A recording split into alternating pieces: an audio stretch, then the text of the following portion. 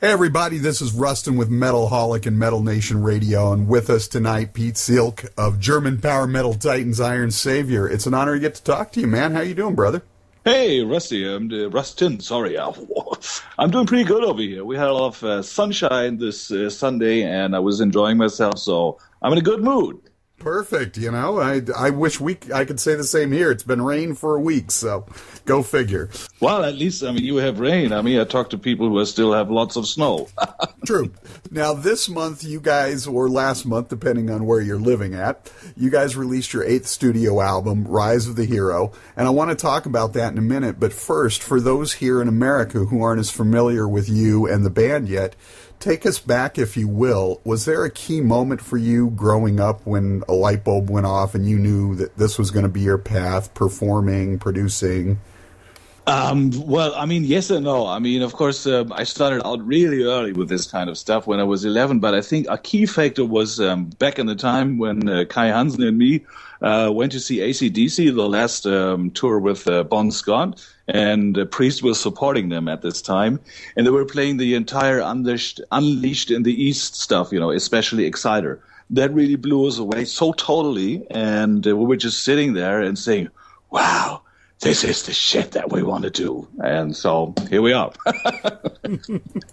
Yeah, and that's you got your start there with Kai. You were in the band Gentry. I remember reading an interview not too long ago about you guys like trying to bribe for votes with potato chips and stuff like that. Yeah, absolutely.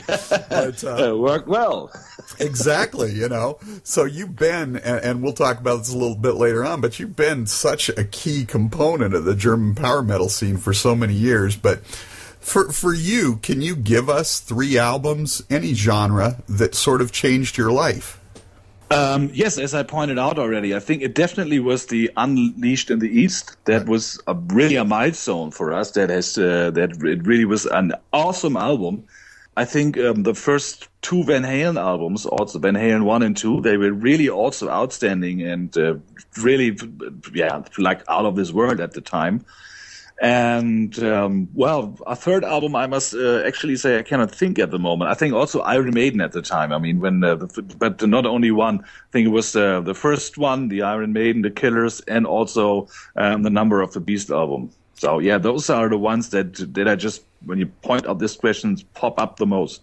So, and some of my favorite bands as well. That was my first taste of Judas Priest, was Unleashed in the East. I didn't get to any of the early albums until I found that one, and just blew me away. So, it was the same with us. It was more or less a coincidence because we saw the band live, and so obviously first thing we grabbed the next day was the live album to just re-listen to the stuff, and then we were starting to dig into that, buy all the other stuff, the Stained Class album, Killing Machine, and also Bridge of Steel, and so on and so forth. You could argue that Judas Priest was probably one of the forerunners of what became the power metal genre, with Rob Halford's high voice and the dual guitar attack at Tipton and Downing. Absolutely, yes, I agree 100% here. So now, for you, between Megatropolis in 2007, The Landing in 2011, you had something of a rebirth personally and musically. You were juggling so many things. You left Savage Circus. There was some misfortune, some betrayal. You even considered getting out of music for a bit. Can you tell us briefly about that journey and how it's impacted the 2 albums since? Well, yes. Talking of those 2 years between Megatropolis and The Landing, I used to run a record label called Dockyard One, which unfortunately went bankruptcy. And, shit can happen. The only really dumb thing about it was that my so-called partners, after the shit went bankrupt, just vanished. And I found myself in the situation having to face all this shit alone because I'm a family man. I cannot just run. And so I was the only one basically who was left behind, and I was standing my ground, fighting me out of this.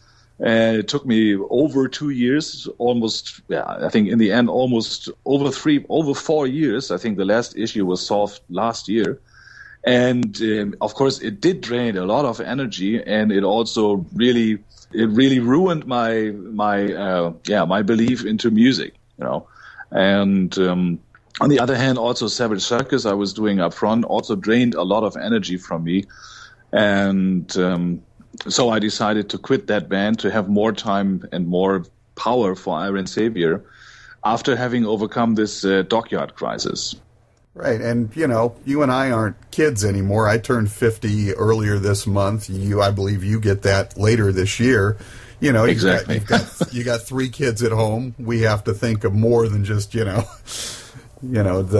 what we want to do. We have to think about what we need to do. It definitely was not a funny situation, and it really was not. It was, even though it also was a personal crisis, it also was a really financial crisis for me. I mean, I was facing private bankruptcy as well. Right. Luckily that didn't happen, and I was able to fight myself out of that.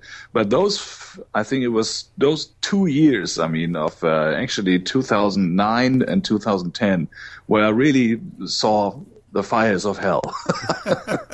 Well, and hopefully that parlayed to some, emotional resonance on the albums, or some anger, or whatever you needed to get out, some aggression on the 2 records that you've done since then. So, yeah, I mean, especially for the landing. I mean, with the landing, actually, when AFM was calling me, because and finally one part of the Dockyard solution was that I'd sold the remaining back catalog to Soul Food or AFM Music. And so a couple of months later, after that deal was done, they called me and asked me if I want to do a new Iron Savior album, because they would like to continue on working with me as an artist. And actually, I must admit that at that time, I was done with music. I had already decided to don't do anything anymore because I was really sick of it. But when he called me, I was thinking, well, okay, Pete, you spent a lot of money. You lost a lot of money on this shit. And, well, you can use money. So, yeah, just do it. And so I was starting to work on the landing without any expectations. I had no idea what would happen. It was a little bit like on the first debut album, I just wrote stuff that came to my mind without any rules. And, of course, a lot of the shit that was happening found its way into this album, especially as cheesy as it may sound. Heavy Metal Never Dies is the key song on this album for me, because the lyrics may appear cheesy on first sight, but if you have the story in mind, they can be looked at in a different light, of course.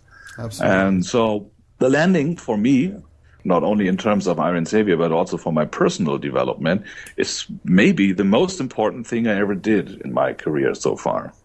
Well, I got to imagine that was a fairly cathartic album. So now that you've sort of gotten that out of your system, how does coming into the new album, Rise of the Hero, tell us sort of that transition? And did you have a specific goal in mind with this record, besides making a great record, of course, when you began working on it? Well, I mean, talking of the landing, because the landing was a really great album for us. It was really well appreciated, and it was something like a real comeback album for us. Right. And it was, unfortunately, it was a real good one.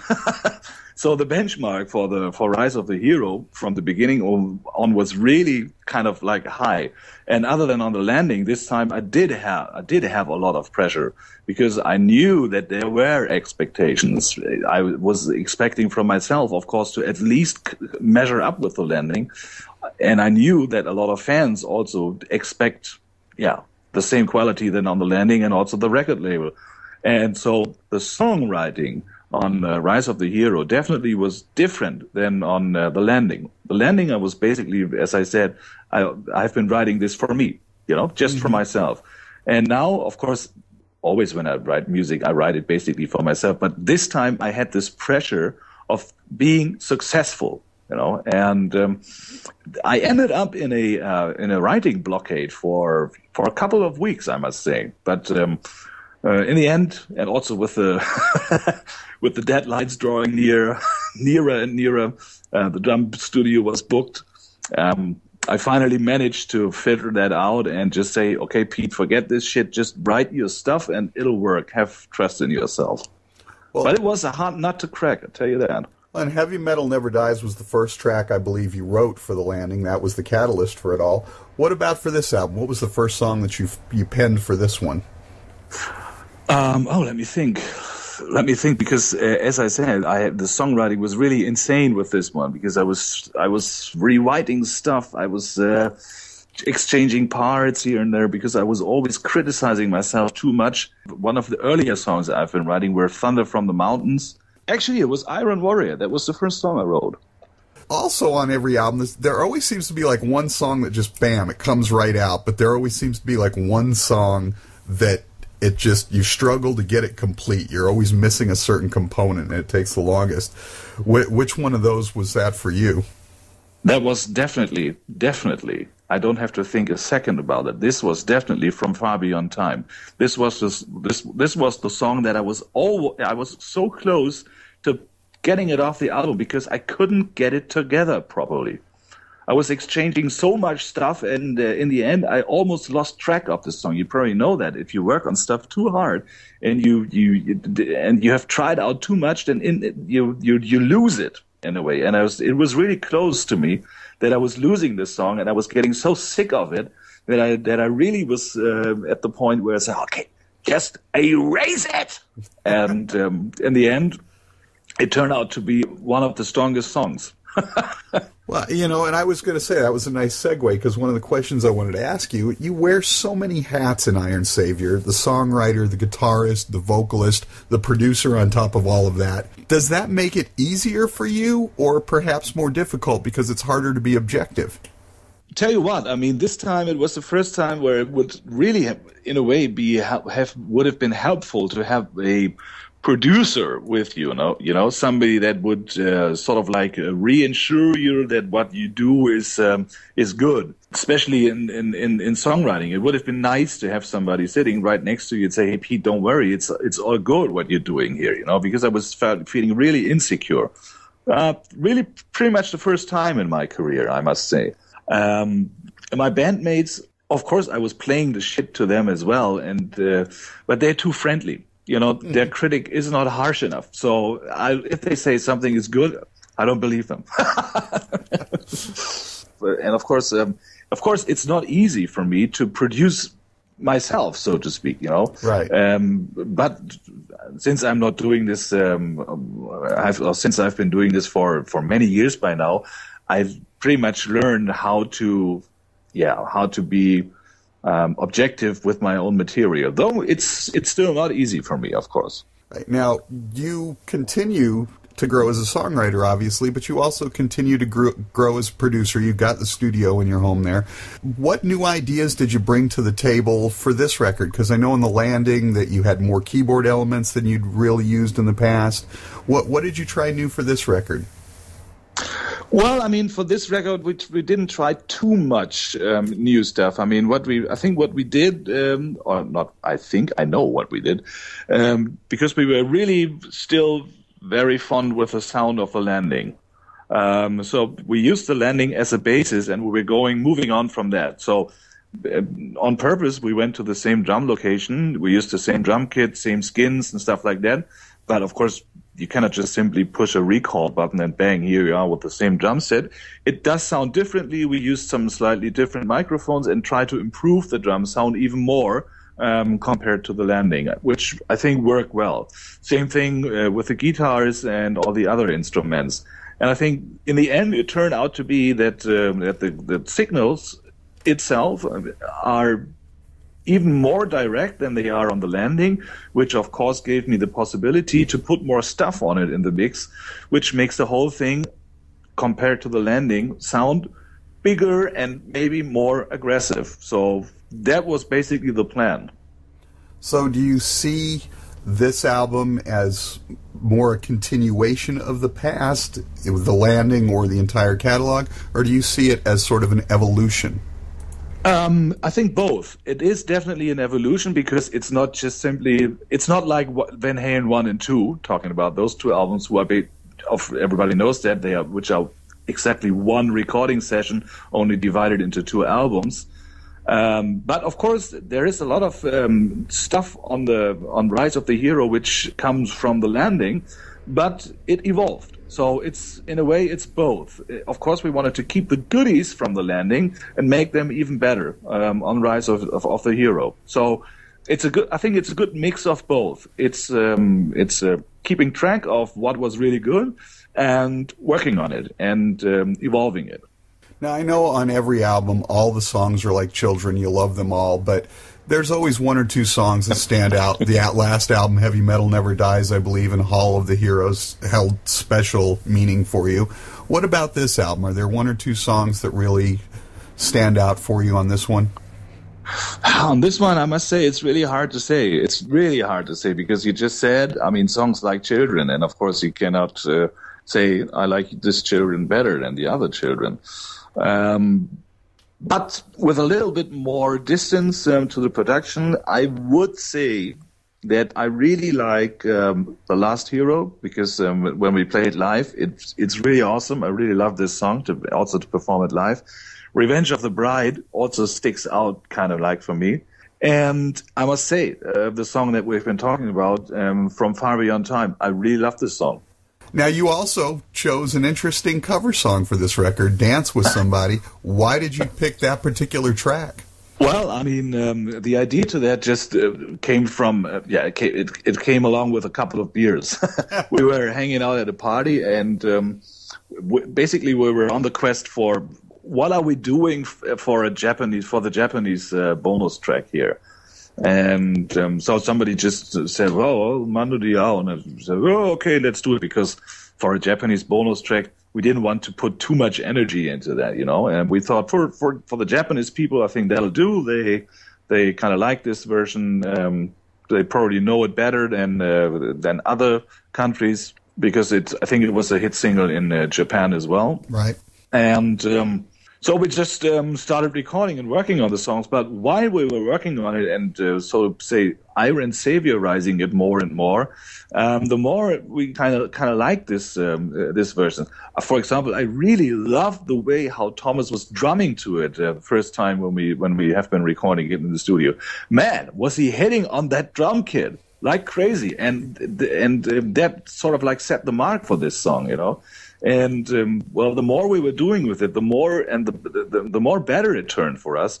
And in the end, we really liked it so much that we decided, okay, it's just it would be a pity to have it only published in Japan. So we decided to make it a regular album track, which I must say works really well in the United States because I don't think it was very famous over there, and because most of the people I talk to don't know it.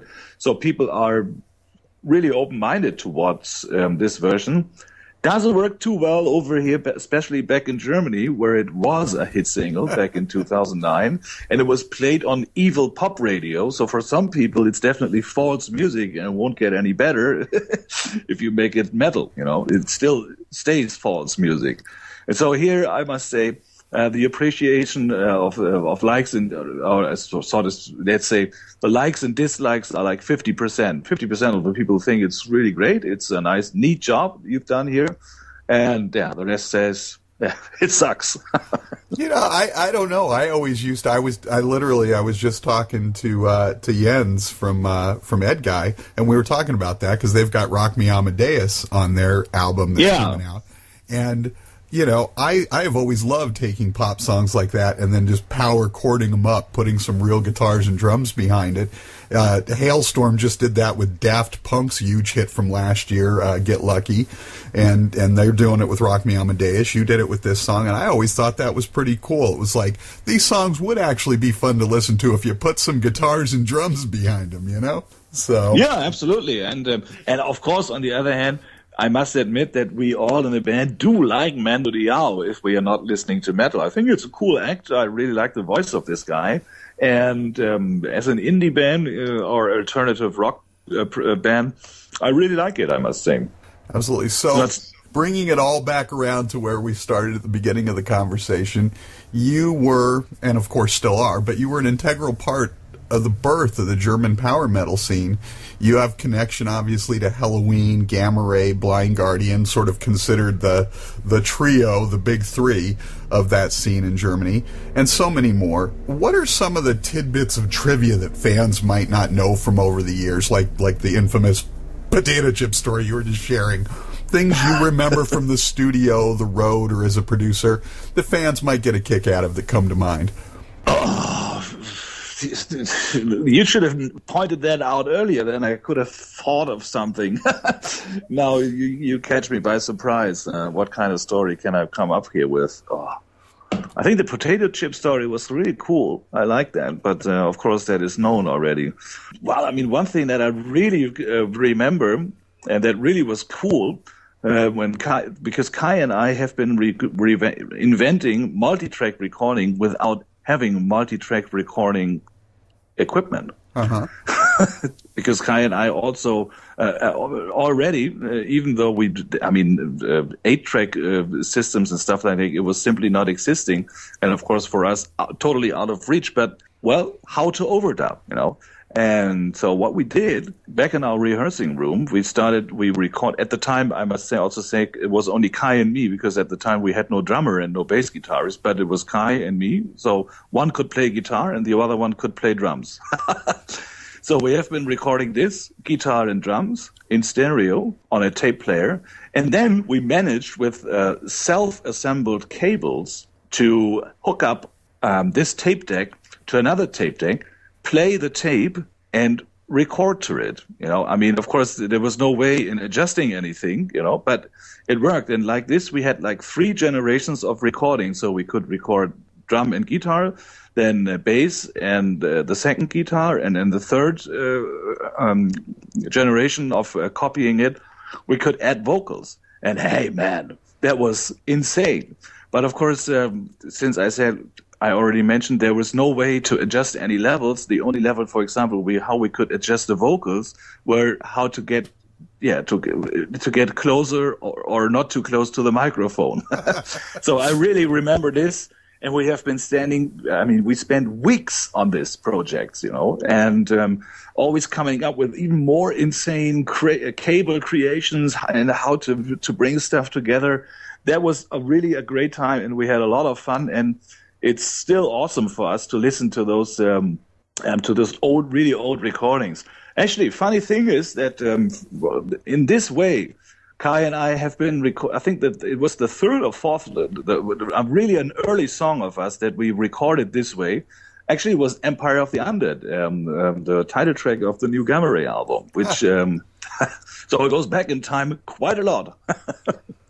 Nice. So is that where you sort of first started getting that bug to do production as well as be a performer? Yeah, in a way, because it turned out that we have been really, really creative. I mean, it was the only way to do anything, because we had no 24-track available. And so, yeah, I mean, we were inventing all these insane ways of how to multi-track without having a multi-track. And it worked out really nicely, I must say. I mean, I really remember that we had a lot of fun doing this. And when we were done, we were listening to it, and it sounded awesome. Of course, it sounded completely crap, but hey, it was a multi-recording. You guys were doing things nobody else were. I mean, you were heroes at the time, so. Yeah, absolutely, because all of the other bands at our school, or all other bands that we know, they could only do pathetic stereo tracks. But we could do multi-tracking. Nice. Awesome. Piet Sielck of Iron Savior, the new album Rise of the Hero, out now on AFM. Thank you so much for taking the time to talk with us, and it's an honor to get to finally talk to you after all the years that we've both been around doing this sort of thing. And I don't know that you guys are ever going to get over here to the States, but I certainly wish you would. So, it would be awesome. I mean, this is something that is definitely on the list. Well, it all depends, of course, on the sales. Absolutely. Pete, have a wonderful day. Enjoy the sunshine, and we will talk with you soon, brother. Okay. It was really awesome talking to you. The pleasure definitely has been on me, and I felt awesome. Nice interview. Take care.